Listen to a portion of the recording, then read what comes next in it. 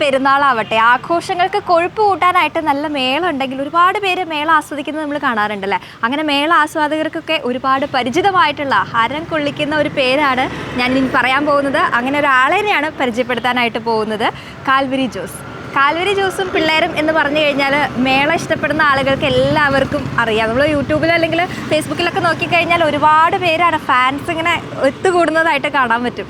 അതുപോലെ ഈ ഒരു എന്താ പറയുക, പൂരം പെരുന്നാൾ പോലുള്ള ആഘോഷങ്ങളൊക്കെ വരുന്ന സമയത്ത് കാൽവരി ജോസും പിള്ളേരും ഉണ്ടെന്ന് അറിഞ്ഞു കഴിഞ്ഞാൽ അവിടെ ഒരു എക്സ്ട്രാ തിരക്ക് വരുന്നതായിട്ട് കാണാം. ആ കാൽവരി ജോസാണ് ഇന്ന് നമ്മുടെ കൂടെ ഉള്ളത്. നമസ്കാരം. അപ്പോൾ ഇപ്പോൾ പൂരം പെരുന്നാളൊക്കെ ആകെ തിരക്ക് പിടിച്ച സമയമാണല്ലേ. എങ്ങനെയാണ് നമുക്ക് ഇത്രയും ഈ പൂരം പെരുന്നാളിനൊക്കെ നമ്മുടെ തൃശ്ശൂർ കുറച്ച് കൂടുതൽ ആഘോഷം കൂടുതലാണ് എങ്കിലും കാൽവരി ജോസിന് അതിൽ ഒരു ഹൈപ്പ് കിട്ടാനുള്ള കാരണം അല്ലെങ്കിൽ അതിൻ്റെ റീസൺ എന്താണെന്നാണ് ചേട്ടന് തോന്നുന്നത്? ബേസിക്കലി ഞാനൊരു കലാകാരനാണ്. ഞാൻ ജനിച്ചു വളർന്നതൊക്കെ ഈ പാവർട്ടി അതിൻ്റെ ഭാഗം ചിറ്റാട്ടുകര അതിൻ്റെയോട് ബന്ധപ്പെട്ട ഭാഗമാണ്. ഞാൻ പഠിച്ചത് SLC വരെ പഠിച്ചതൊക്കെ ഈ പാവർട്ടിയിലാണ്. എൻ്റെ കലാജീവിതത്തിന് ശരിക്കും പറഞ്ഞാൽ തുടമാനം കുറിച്ചിരിക്കുന്നത് ഈ പാവർട്ടിയിൽ നിന്ന് തന്നെയാണ്. കാരണം എൻ്റെ ചെറുപ്പകാലത്തിലുള്ള ദാരിദ്ര്യം കൊണ്ട് വളർന്ന ഒരു പശ്ചാത്തലത്തിലാണ് ഞാൻ വളർന്നു വരുന്നത്. എൻ്റെ ഫാദർ ഒരു 10 വയസ്സിൽ മരണപ്പെട്ടോട് കൂടിയിട്ട് എന്നെ ഇവിടുത്തെ പാവർട്ടിയിൽ സെൻറ്റ് സാവിയർ ബോയ്സ് ഹോം എന്ന് പറയുന്ന ഒരു ഓർഫനേജിലാണ് എന്നെ കൊണ്ടുപോകാക്കുന്നത്. അവിടെ നിന്നാണ് എനിക്ക് കലാരംഗത്തേക്ക് വരാനായിട്ടുള്ളൊരു പ്രചോദനം ഉണ്ടാകുന്നത്. അവിടെ നിന്നാണ്. അത് കാരണം എന്നിലെ എന്തൊക്കെയോ ഒരു കലാവാസന ഉണ്ടെന്ന് തിരിച്ചറിയുന്നത് ഈ സ്ഥാപനത്തിൽ നിന്നുകൊണ്ട് പഠിക്കുന്ന ഒരു കാലഘട്ടത്തിൽ തുടങ്ങുന്നതാണ്. സ്വതവേ ഞാനൊരു പാടുന്ന ഒരാളാണ്.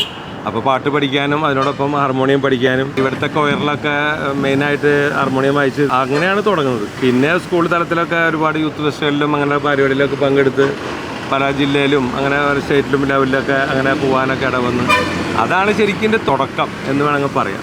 പാവർട്ടി എന്ന് പറയുമ്പോൾ നമുക്കറിയാം പെരുന്നാളുകളുടെ ഒരു നാടാണല്ലേ. അതൊക്കെ നമ്മളെ ചെറുപ്പം മുതൽ സ്വാധീനിച്ചിട്ടുണ്ടായിരിക്കും. തീർച്ചയായിട്ടും തൃശ്ശൂര് എന്ന് പറഞ്ഞു കഴിഞ്ഞാൽ കലാകാരന്മാരെ പ്രോത്സാഹിപ്പിക്കുന്ന ഒരു പ്രധാനപ്പെട്ട ഒരു സ്ഥലമാണ് തൃശ്ശൂർ ജില്ല എന്ന് പറഞ്ഞു കഴിഞ്ഞാൽ. മറ്റ് ജില്ലകളെ അപേക്ഷിച്ച് കുറവൊന്നുമല്ല പറയണേ. അതിൽ ഏറ്റവും കൂടുതൽ നമ്മുടെ സാംസ്കാരിക കേരളം എന്ന് പറയുന്നത് തൃശ്ശൂരാണല്ലോ. ഓട്ടോമാറ്റിക്കലി കലാരംഗത്തേക്കൊക്കെ ഉള്ള ആളുകളെ പ്രോത്സാഹിപ്പിക്കാനായിട്ട് ഇവിടുത്തെ ജനങ്ങൾ കൂടുതൽ പ്രോത്സാഹിപ്പിക്കുന്ന പ്രോത്സാഹനം നമ്മളങ്ങനെ ആ ഒരു പ്രോത്സാഹനത്തിൽ നമ്മളങ്ങനെ വളർന്ന് ഇപ്പോൾ ജോസേട്ടൻ്റെ പേര് കേട്ട് കഴിഞ്ഞാൽ ആളുകൾ ഇങ്ങനെ ഓടിക്കൂടും. അത്രയും ഒരു ലെവലെത്തി. ശരിക്കും എൻ്റെ പേര് ജോസ് പോൾ പുലിക്കോട്ടിൽ നിന്നാണ്. പക്ഷേ ഞാൻ ഈ ചെണ്ടാരുടെ മേഖലയിലേക്ക് വന്നപ്പോൾ ആളുകൾ ഇട്ട പേരാണ് കാൽവരി ജോസേട്ടൻ. ഇന്നിപ്പോൾ ചേട്ടനായിട്ടല്ല, പക്ഷേ ട്രേഡ് മാർക്ക് ആ പേരാണ് കാൽവരി ജോസേട്ടൻ എന്നാണ്. അപ്പോൾ കേരളത്തിലും കേരളത്തിനും പുറത്തുമൊക്കെ അറിയപ്പെടുന്നത് ആ ഒരു പേരിലാണ്. അപ്പോൾ കാൽവരി കലാസമിതി എന്നാണ് നമ്മുടെ ഗ്രൂപ്പിൻ്റെ പേര് തന്നെ. Calvary music of Mother Teresa എന്നാണ് ശരിക്ക് എൻ്റെ സ്ഥാപനത്തിൻ്റെ പേരായിരുന്നത്. കാരണം ഞാൻ മദർ തെരേസയുടെ കൂടെ ഏകദേശം 9 വർഷക്കാലം ഞാൻ സേവനമനുഷ്ഠിച്ച ഒരാളാണ്. അത് കഴിഞ്ഞ് ഞാൻ സ്കൂൾ അധ്യാപകനായിട്ടും മ്യൂസിക് ടീച്ചറായിട്ടാണ് വർക്ക് ചെയ്തിരുന്നത്. അത് നിർത്തിക്കൊണ്ട് പിന്നെ ഈ രംഗത്തേക്ക് കയറി ഇപ്പോൾ 28 വർഷം കഴിഞ്ഞു ഈ മേഖലയിൽ ആയിട്ട്. ഇപ്പോൾ നമ്മളുടെ മേളത്തിൻ്റെ ഒപ്പമുള്ള സ്റ്റെപ്പൊക്കെ ഭയങ്കര വെറൈറ്റി സ്റ്റെപ്സ് ഒക്കെ കൊണ്ടുവരാനൊക്കെ ആയിട്ട് എപ്പോഴും ശ്രമിക്കാറുണ്ട്. അതിപ്പോൾ തീർച്ചയായിട്ടും നമുക്ക് ഞാൻ തന്നെ വേണമെന്നില്ല. ഇതിലുള്ള ടീമിൽ ഡീൽ ചെയ്യുന്ന പലർക്കും ഇതിന് പുതിയ ഐഡിയകളും കാര്യങ്ങളൊക്കെ ആയതുകൊണ്ട് നമ്മളെ ഒരു ബാക്കിലൊന്നൊരു സപ്പോർട്ട് മാത്രമാണ് ഇപ്പോൾ ഇവർക്ക് ആവശ്യമുള്ളൂ. അവർക്ക് വേണ്ടെന്നല്ല മറ്റ് കാര്യങ്ങൾ സൗകര്യങ്ങൾ ചെയ്തു കൊടുക്കുക, അക്കോമഡേഷൻ, അതുപോലെ തന്നെ അവർക്ക് പ്രാക്ടീസ് ചെയ്യാനുള്ള സൗകര്യങ്ങൾ, ഇതൊക്കെയാണ് നമ്മൾ ചെയ്തു കൊടുക്കുന്നത്. 100-100 ചിലാനം കലാകാരന്മാർ ഇപ്പോൾ നമ്മുടെ ഫാമിൽ വർക്ക് ചെയ്യുന്നുണ്ട്. അപ്പോൾ അതാണ് അതിൽ പ്രധാനമായിട്ട്. ഇപ്പോൾ കൊല്ലം കുറച്ചായില്ലേ. നമ്മൾ ചെണ്ടമേളത്തിൽ തന്നെയാണോ ഫോക്കസ് ചെയ്യുന്നത്? വേറെ കാര്യങ്ങൾ ചെണ്ടയോട് ബന്ധപ്പെട്ട് പോകുന്ന കാര്യങ്ങൾ, അതായത് ഇപ്പോൾ ഫ്യൂഷൻ രീതിയിലേക്കാണ് ഇപ്പോൾ കുറേ കാര്യങ്ങൾ നീങ്ങിക്കൊണ്ട്. സ്റ്റേജ് ഫ്യൂഷനുകൾ, അതുപോലെ ലൈനിൽ പോകുന്ന ഫ്യൂഷൻ, വയലിൻ, സാക്സോഫോണ്, കൂടുതലും സ്റ്റേജുകളിലേക്കായി ഇപ്പോഴത്തെ ഒരു ട്രെൻഡ് സ്റ്റേജ് ഫ്യൂഷൻ പരിപാടികൾക്കാണ്. അപ്പോൾ അതിനാണ് ഇപ്പോൾ മാർക്കറ്റ് ആളുകൾ കൂടുതൽ താല്പര്യം കാണിക്കുന്നതും ഇന്ന് ആ ഒരു മേഖലയിലേക്കാണ്. ഇപ്പോൾ ഇടയ്ക്കിടയ്ക്ക് സ്റ്റേജുകളുണ്ടാവും. പിന്നെ സ്റ്റേജ് മാത്രമല്ല, നമുക്ക് ചില സ്ഥലങ്ങളിൽ പ്രോഗ്രാം ഇപ്പോൾ അമ്പലത്തിലേക്കാണെങ്കിൽ അല്ലെങ്കിൽ പള്ളിയിലേക്കാണെങ്കിലും സ്റ്റാർട്ടിങ്ങിൽ തുടങ്ങുന്ന ഫ്യൂഷൻ ആ ലൈനിൽ ചെയ്യുന്ന ഒരു രീതിയും കൂടിയുണ്ട്. അത് സാക്സോഫോൺ, ഗിറ്റാർ, അതുപോലെ തന്നെ വയലിൻ, ഇത് വെച്ചിട്ടാണ് നമുക്ക് ലൈനിൽ ചെയ്യാവുന്ന കാര്യങ്ങൾ. സ്റ്റേജിലാകുമ്പോൾ വയലിൻ, സാക്സോഫോണ്, റിതം ബേർഡ്, അതുപോലെ തന്നെ കീബോർഡ്, പിന്നെ പാട്ടുകളെ ഒക്കെ സമന്വയിപ്പിച്ചിട്ടാണ് നമ്മളിപ്പോൾ സ്റ്റേജ് ഫ്യൂഷനുകളൊക്കെ ചെയ്യുന്നത്. ഓരോ കാലത്തിനനുസരിച്ച് വരുന്ന മാറ്റങ്ങൾ നമ്മൾ അഡാപ്റ്റ് ചെയ്തിട്ട് ജനങ്ങളിലേക്ക്. അതായത് പണ്ടത്തെ കാലത്ത് ശിങ്കാരിമേള എന്ന് പറഞ്ഞു കഴിഞ്ഞാൽ ആ ഒരു രീതി വേറെയായിരുന്നു. ഇപ്പോൾ ആ ഒരു രീതിയല്ല ശിങ്കാരിമേള എന്ന് പറഞ്ഞാൽ. ശിങ്കാരിമേള എന്ന് പറഞ്ഞു കഴിഞ്ഞാൽ ഇപ്പോൾ ഒരു ഡിജിറ്റൽ ഒരു മേളാണ് ഇപ്പോൾ നടന്നുകൊണ്ടിരിക്കുന്നത്. പ്രത്യേകിച്ച് ട്യൂണുകളൊക്കെ, ഒരു വെറൈറ്റി ട്യൂണുകളൊക്കെ വെച്ചിട്ടാണ് ഇന്നിപ്പോൾ ആ രീതിയിലേക്കാണ് ആളുകൾ താല്പര്യപ്പെട്ട് ഇപ്പോൾ ആ രീതിയിലേക്കാണ് ഇപ്പോൾ ചിങ്കാരിമേളം നടന്നത്.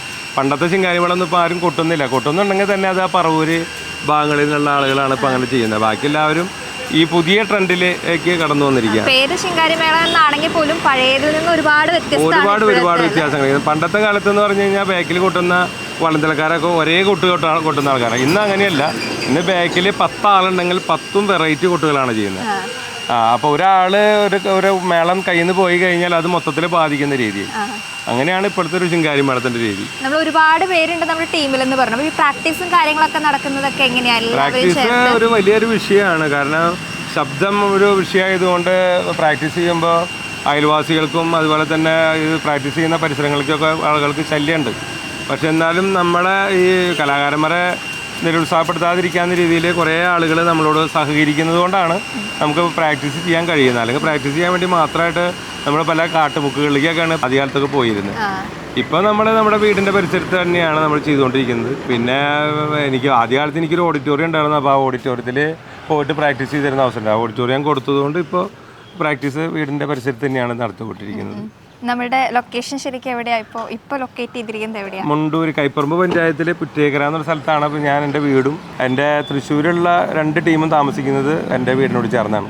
അതുപോലെ തന്നെ പാലക്കാട് നമുക്കുണ്ട്, ടീമുണ്ട്, പാലക്കാട് വീടുണ്ട്. അപ്പോൾ അവിടെ ആ പ്രാക്ടീസും കാര്യങ്ങളൊക്കെ അവിടെ നടക്കും. പ്രത്യേകിച്ച് കൊറോണയുടെ മുന്നേ വരെ എനിക്ക് കേരളത്തിൽ 9 സ്ഥാപനങ്ങളുണ്ടായിരുന്നു. ഈ ചെണ്ട റെൻറ്റിന് കൊടുക്കുകയും ഒപ്പം ടീമുകളെ വെച്ച് പരിപാടി ചെയ്യുന്നത്. അപ്പോൾ ഈ കൊറോണ നമ്മളെ ശരിക്കും വല്ലാതെ എഫക്ട് ചെയ്തു. അതിനോട് തുടർന്ന് മറ്റുള്ള സ്ഥാപനങ്ങളൊക്കെ പൂട്ടി. ഇപ്പോൾ ഇവിടെയും പാലക്കാട് മാത്രമാണ് നമുക്ക് നിലനിർത്തി പോകാൻ കഴിഞ്ഞത്. ബാക്കിയൊക്കെ നമ്മൾ അടച്ചു.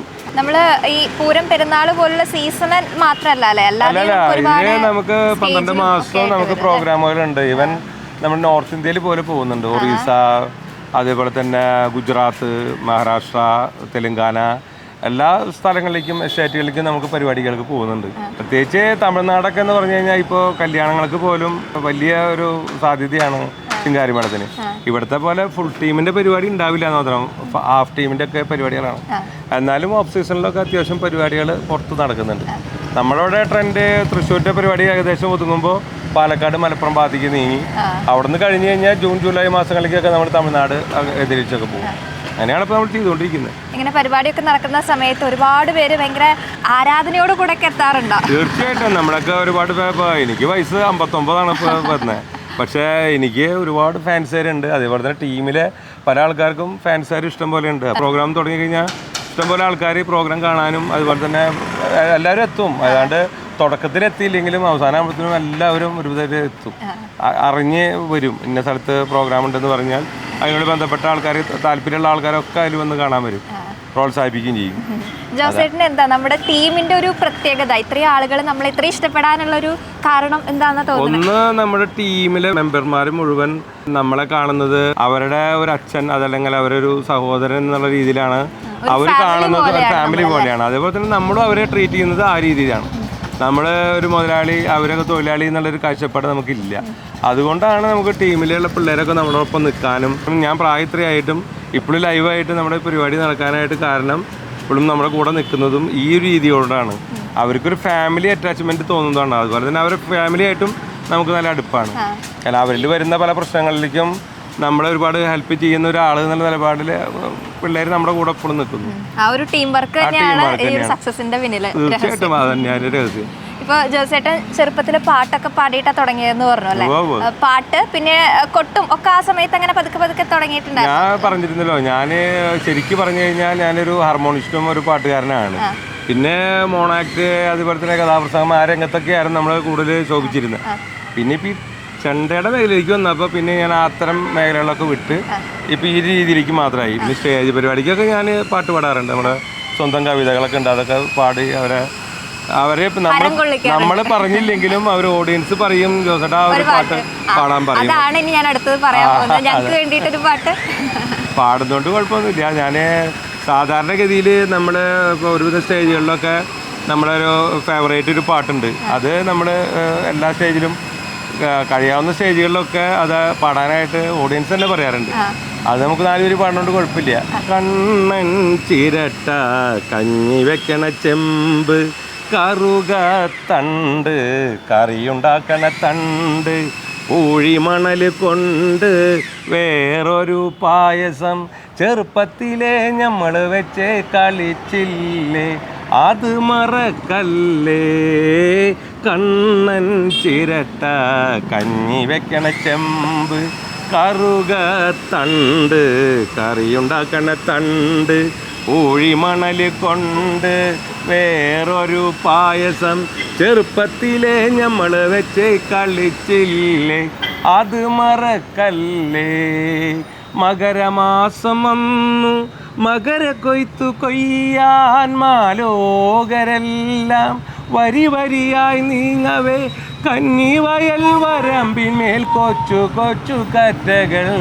തട്ടിത്താഴെ വീത്തി നീ തിരിച്ചില്ലേ അത് മറക്കല്ലേ കണ്ണൻ ചിരട്ട കഞ്ഞി വെക്കണ ചെമ്പ് കറുക തണ്ട് കറിയുണ്ടാക്കണ തണ്ട് പൂഴിമണൽ കൊണ്ട് വേറൊരു പായസം ചെറുപ്പത്തിലെ നമ്മൾ വെച്ച് കളിച്ചില്ലേ അത് മറക്കല്ലേ കവിളി മടൽ കൊണ്ട് കളി വീടുണ്ടാക്കി അതിനുള്ളിലിരുന്ന് ഒളിച്ചിരുന്നപ്പോൾ കട്ടുറുമ്പ് കടിച്ചപ്പം പൊട്ടി ഞാൻ കരഞ്ഞപ്പം കിക്കിളിയാക്കി നീ ചിരിച്ചില്ലേ അത് മറക്കല്ലേ കണ്ണൻ ചിരട്ട കഞ്ഞി വെക്കണ ചെമ്പ് കറുക തണ്ട് കറിയുണ്ടാക്കണ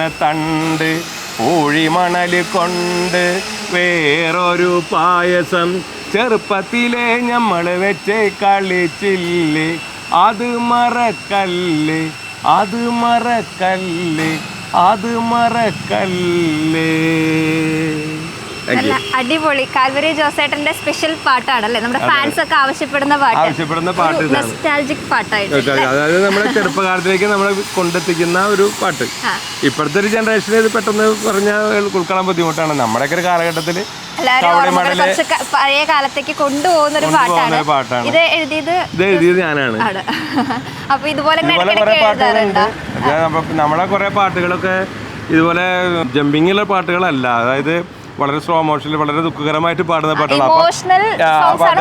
കൂടുതൽ താല്പര്യപ്പെടുന്നു എഴുതുന്നു അങ്ങനെയാണ്. ഈ സ്റ്റേജിലൊക്കെ ആളുകളെ ഹരം കൊള്ളിക്കാനായിട്ട് നമുക്ക് ഇത് എടുക്കുന്നു മാത്രം. മറ്റു പാട്ടുകൾ എടുത്ത ആൾക്കാർക്ക് അത് വിഷമമായി പോകും. അപ്പൊ ആളുകൾ നമ്മൾ സ്റ്റേജിലൊക്കെ എത്തുന്ന സമയത്ത് ഈ പാട്ട് പാടാനായിട്ട് ഇങ്ങോട്ട് ചോദിക്കും, ജോസേട്ടാ കണ്ണൻ ചേട്ടാ പാടാൻ പറയും. കാരണം ഇത് പലപ്പോഴും സ്റ്റേജിൽ അവതരിപ്പിച്ചത് പലരും കേട്ടിട്ടുണ്ട്, അതുകൊണ്ട് യൂട്യൂബിലും വന്നിട്ടുണ്ട് പലരും. അപ്പൊ അതുകൊണ്ട് അവര് ആ പാട്ട് ആവശ്യപ്പെടുന്നു മാത്രം. ഇതാകുമ്പോ കേൾക്കാൻ മ്യൂസിക്കും കൂടി വരുമ്പോഴേ നന്നായി വരും. അതുകൊണ്ട് ആ പാട്ട് അവർ ആവശ്യപ്പെടുന്നു മാത്രം. അപ്പൊ ഇങ്ങനെ പാട്ടെഴുത്തും മേളവും ഇപ്പൊ പാട്ടെഴുത്തുകളൊന്നുമില്ല. ഇപ്പൊ നമ്മൾ ഈ ഇതിലേക്ക് മാത്രം കോൺസെൻട്രേറ്റ് ചെയ്യുക. അപ്പൊ ഈ ഒരു പ്രോഗ്രാം മാത്രമേ ഉള്ളൂ. ഇപ്പൊ നമ്മുടെ അതിനെ കോർഡിനേറ്റ് ചെയ്യുക, പിള്ളേരെ ഭംഗിയായിട്ട് പരിപാടി സ്ഥലങ്ങളിലേക്ക് എത്തിക്കുക, പരിപാടി നടത്തുക, അതിന്റെ കാര്യങ്ങൾ മാത്രം. ഇപ്പൊ ആ ഒരു രീതി മാത്രം. നടന്നുകൊണ്ടിരിക്കുകയാണ്. ഒരു ലാസ്റ്റ് ക്വസ്റ്റ്യൻ കൂടെ, നമ്മൾ ഇത്രയും കാലമായിട്ട് 28 വർഷം കംപ്ലീറ്റ് ചെയ്യാണല്ലേ. ഇത്രയും വർഷത്തിനിടയ്ക്ക് നമ്മൾ ഒരുപാട് സ്ഥലങ്ങളിൽ പരിപാടികൾ അവതരിപ്പിച്ചിട്ടുണ്ട്, ഒരുപാട് തരത്തിലുള്ള ഓഡിയൻസ് വന്നിട്ടുണ്ട്. അപ്പോൾ ഏറ്റവും സന്തോഷമുള്ള അല്ലെങ്കിൽ ഒരിക്കലും മറക്കാനാവാത്തൊരു ഏതെങ്കിലും ഒരു ഓർമ്മ പങ്കുവെക്കാനായിട്ട് ഒരുപാടുണ്ടാവും, അതിലൊന്ന് ഏതെങ്കിലും ഉണ്ടോ നമ്മളായിട്ട് ഷെയർ ചെയ്യാൻ? നമുക്ക് പർട്ടിക്കുലറായിട്ട് നമുക്കൊരു ഒരു വേദി പറയാൻ പറ്റില്ല, കാരണം എല്ലാ വേദികളും നമുക്ക് പ്രിയപ്പെട്ടതാണ്. തൃശ്ശൂർ ജില്ല മാത്രമല്ലല്ലോ, നമ്മള് ആലപ്പുഴ ജില്ല, പത്തനംതിട്ട, കൊല്ലം, കേരളത്തിന് കണ്ണൂര്, ഇപ്പൊ അടുത്തിടെ കഴിഞ്ഞത് കണ്ണൂര്, വടകരയൊക്കെയാണ് പരിപാടികൾ കഴിഞ്ഞത്. അപ്പൊ അത് എല്ലാ ജില്ലകളും നമ്മൾ പരിപാടിക്ക് പോകുന്നുണ്ട്. ഓരോ പരിപാടിയും നമുക്ക് സ്പെഷ്യലാണ്. അപ്പൊ അതുകൊണ്ട് പർട്ടിക്കുലറായിട്ട് നമുക്ക് എടുത്ത് പറയാൻ കഴിയില്ല. ചില പരിപാടികൾ നമുക്ക് എല്ലാ പരിപാടികളും നമുക്ക് ഈ പറഞ്ഞ പോലെ മധുരിക്കുന്ന ഓർമ്മകളായിക്കൊള്ളുന്നില്ല. ചിലത് ബിറ്ററും ഉണ്ടായിരിക്കും, കാരണം ചില സാധനങ്ങൾ പൈസ കിട്ടാത്ത ചില വിഷയങ്ങളൊക്കെ ഉണ്ടാവും. അപ്പോൾ അതൊക്കെ നമ്മൾ തരണം ചെയ്ത് പോകാന്ന് പറഞ്ഞത്. ഇന്നും പൈസ കിട്ടാത്ത പല കമ്മിറ്റികൾ തരാത്ത പൈസകളൊക്കെ ഉണ്ട്. അത് പലരും ചെക്ക് തന്നിട്ട് കിട്ടാത്ത കേസുകളൊക്കെ ഉണ്ട്. അങ്ങനെ കുറേ കാര്യങ്ങളൊക്കെ നമ്മൾ എഴുതി തള്ളേണ്ട കേസുകളും വരാറുണ്ട്. ഇപ്പോഴല്ല, കുറേ മുന്നൊക്കെ. ഇപ്പൊക്കെ ഉള്ള പൈസ അവർ ആദ്യം നമ്മളെ ഏൽപ്പിക്കാറുണ്ട്. ഇപ്പോൾ പ്രശ്നങ്ങളില്ലാത്തല്ലേ, എല്ലാ മേഖലകളിലും പ്രശ്നങ്ങളുണ്ട്. പ്രത്യേകിച്ച് ഇപ്പോൾ ഈ സമയത്തൊക്കെ എന്ന് പറഞ്ഞു കഴിഞ്ഞാൽ ഇപ്പോൾ ഈ ഫീൽഡ് എന്ന് പറഞ്ഞാൽ ഭയങ്കര കോമ്പറ്റീഷനാണ്. അപ്പോൾ അതിൻ്റെ പേരിൽ കുറേ പ്രശ്നങ്ങളുണ്ട്. റേറ്റിൻ്റെ കാര്യത്തിലൊക്കെ കുറേ പ്രശ്നങ്ങൾ വരാറുണ്ട്. പിന്നെ നമ്മുടെ പിള്ളേരെ നിലനിർത്തി പോകണമെന്ന് വെച്ചിട്ടുണ്ടെങ്കിൽ ഒരു മാന്യമായ റേറ്റ് കിട്ടിയാലാണ് നമുക്ക് ഇവരെ നിലനിർത്തി പോകാൻ പറ്റുള്ളൂ എന്ന് മാത്രം. എന്നാലും പിന്നെ വിഷമങ്ങളൊക്കെ മാറ്റി വെച്ച് സന്തോഷമായിട്ടുള്ള ആ പാർട്ട് നോക്കിയിട്ട് നമ്മൾ അങ്ങനെ ഹാപ്പി ആയിട്ട് പോവാം. തീർച്ചയായിട്ടും നമ്മുടെ ഈ ഒരു മേഖലയിൽ കൂടെ ഞാൻ പോകുമ്പോൾ എനിക്ക് എൻ്റെ അസുഖങ്ങളും കാര്യങ്ങളൊന്നും ഞാൻ അറിയാറില്ല. ആ ഒരു ഇതിലാണ് ലയിച്ച് അങ്ങനെ പോവുകയാണ്. ഒരു പക്ഷെ ഞാനിങ്ങനെ ഇതൊന്നും ഇല്ലാതെ ഇരിക്കുകയാണെങ്കിൽ എനിക്കൊരു പക്ഷേ ഇനി ചിലപ്പോൾ നടക്കാൻ പറ്റാത്തൊരവസ്ഥ വരും. കാരണം അത്രപോലെ പ്രശ്നങ്ങളിൽ കൂടെയാണ്. എനിക്ക് ശാരീരികമായിട്ട് കുറേ പ്രശ്നങ്ങളൊക്കെ ഉണ്ട്. പക്ഷെ എന്നാലും നമ്മളതിനൊക്കെ തരണം ചെയ്തുകൊണ്ട് ഈ ഒരു മേഖലയിൽ സന്തോഷം കണ്ടെത്തി പോവുകയാണ്. നമുക്ക് സന്തോഷമുള്ള ഒരു മേഖലയിൽ ജോലി ചെയ്യാൻ പറ്റുക എന്നുള്ളതാണല്ലോ ഏറ്റവും വലിയ ഭാഗ്യം. അതാണ് ഏറ്റവും ഭാഗ്യമായിട്ട് കാണുന്നത്. അപ്പൊ എന്തായാലും ഇനിയും ഒരുപാട് വേദികളിൽ ഒരുപാട് പേരെ സന്തോഷിപ്പിക്കാനായിട്ടും അതുവഴി നമുക്ക് സന്തോഷിക്കാനായിട്ടും ഒക്കെ പറ്റട്ടെ. മറ്റുള്ളവരെ സന്തോഷിപ്പിക്കാനാണ് ഏറ്റവും കൂടുതൽ ശ്രമിക്കുന്നത്. തീർച്ചയായിട്ടും അത് ഇനിയും പറ്റട്ടെ. Okay, thank U.